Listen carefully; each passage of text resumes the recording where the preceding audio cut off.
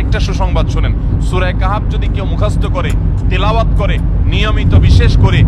করে সূরা কাহাফের প্রথম 10টা আয়াত যদি কেউ মুখস্থ করে, নবী করিম সাল্লাল্লাহু আলাইহি সাল্লাম বলেছেন কিয়ামতের আগে দাজ্জালের যে ফিতনা আসবে, যেই ফিতনায় বহু মানুষ দাজ্জালকে আল্লাহ মনে করে বেঈমান হয়ে জাহান্নামে যাবে,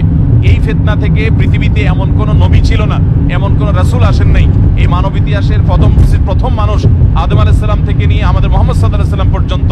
এই লক্ষ লক্ষ যত নবী রাসূল এসেছে, সমস্ত নবী রাসূলরা একটা ব্যাপারে সাবধান করে গেছেন, দাজ্জাল আসবে, যে দাজ্জালের হাতে পাওয়ার থাকবে এত বেশি, অলৌকিকত্ব থাকবে এত বেশি, সে মরা মানুষকে জিন্দা করে ফেলবে, জিন্দা মানুষকে বলবে সে মরে যাবে, তার হাতেই সব